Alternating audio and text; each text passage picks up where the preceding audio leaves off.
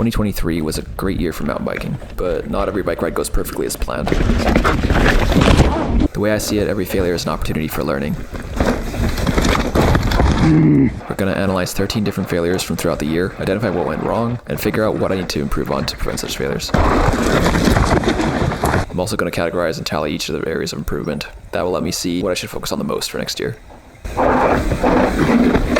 The first fail is on a new section of jump trail in Squamish.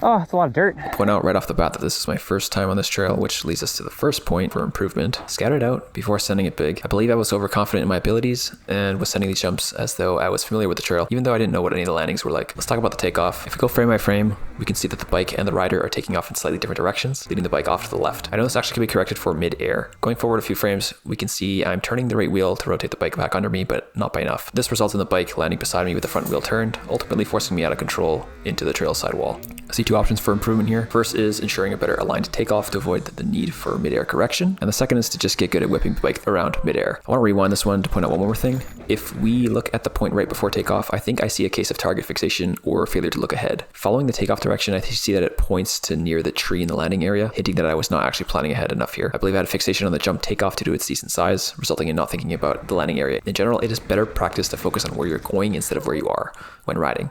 But maybe that's good life advice too. Anyways, also of note is that for some reason I decided to not follow the path well traveled on the takeoff. On a jump, I would say that the spot with the most tire tracks is probably where you want to go. So poor line choice is something to point out here as well. On to the next one.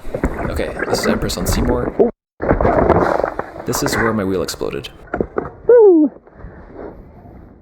Wow, that's cool. We have a steep technical section where there's a step down here. Let's go frame by frame. First off, this step down is unnecessary if I was actually on the main line, so line choice definitely plays into this one as well. Front wheel dives down and I can already tell that I'm way too high up on the bike and about to get bucked. Yeah, so at this point the bike is vertical and I am ditching my pedals. I finally get my foot down. Then the rear of the bike has been in the air for so long with no feet on the pedals to guide it, so it's swinging out to the right into the moss and sticks. At this point, I'm just running down the trail with my bike beside me. The front wheel clips a rock and does a full rotation. The bike lands sideways in a perfect position for my next footstep to stomp right on the seam of the aluminum rim. Rest in peace, front wheel. Cause for this one is body position. It's clear whenever someone goes over the bars on a drop, roll, step down, or whatever, it's because of bad body positioning. At the lip of the step down, I should be close to the handlebars with my chest to set up the range of motion needed to place the front wheel down at the bottom of the step. This simultaneously allows me to absorb the rear wheel as it goes over the lip to prevent being thrown up and over. Okay, eastbound and down on Eagle Mountain. Let's check what happened. Hit the bar check, got knocked off balance, then lost momentum to get up the skinny.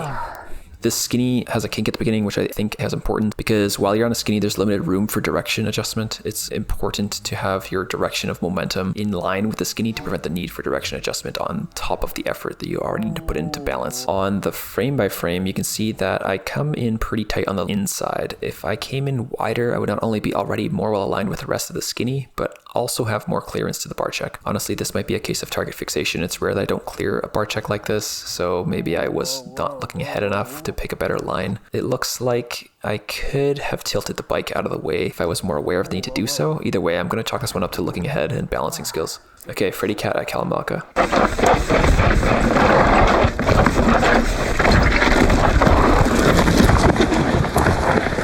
Wow, that was really fun. This was an absolute dust bowl in the height of summer. So in this very turny, steep, dusty chute, there's a bar check on both sides, and I get the bar weave. The weave is fine, but then, oh yeah, you can see that I lost a foot, and then down I go as I lock the brakes.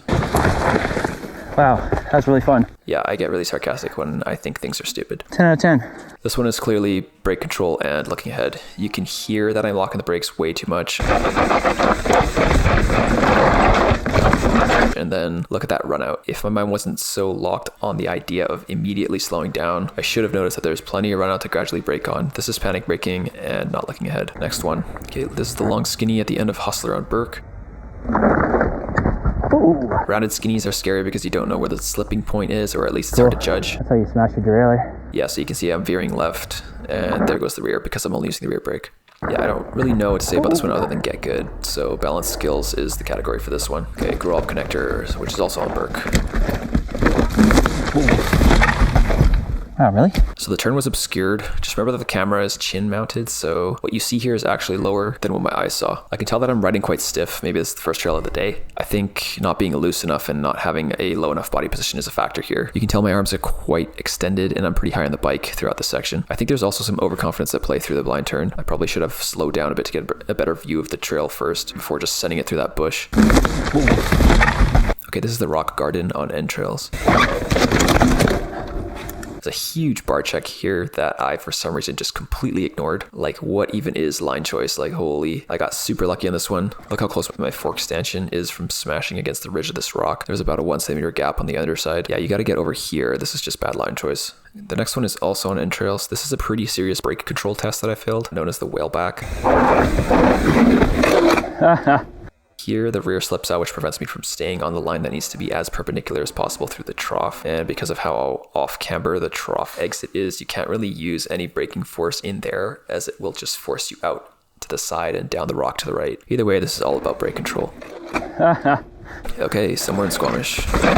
Oh god, into the forest. This is brake control, body positioning, and failure to look ahead. Here's why. So for brake control, you can hear the skidding, putting me offline. And I'm holding the brakes into the trough, causing the front to get stuck. For body positioning, I'm too high on the bike, not absorbing the first roll well enough, and not moving my body forward to be able to push and lift the front out of the trough. For looking ahead, I'm clearly not focusing on the chain of technicalities here, and I'm reacting to what is currently happening. Usually I'll be in the reactionary riding position of up and back when I don't have the line planned out. I'm thinking about the present here instead of the future, so inadvertently, looking ahead would have helped with both body position and brake control. The next one is on Bean at Burke.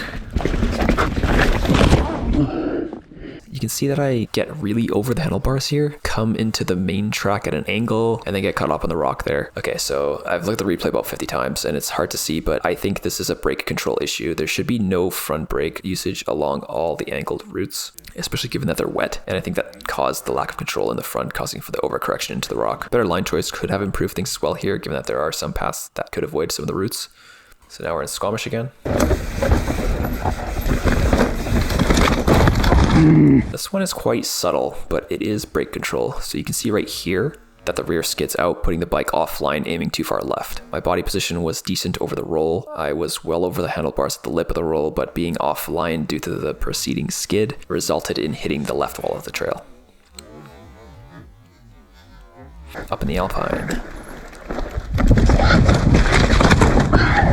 Here we have a double step down with some textbook bad body positioning. You can see the front gets bucked up and over the second step due to no absorption of the first step down. At the lip of the first step down, I don't even try to get over the handlebars. I can tell I'm pretty tired here, and that's causing me to be lazy, resulting in bad body positioning control. And last, we have my favorite bail of the year, which is full pull on Eagle Mountain. Wow, that's cool.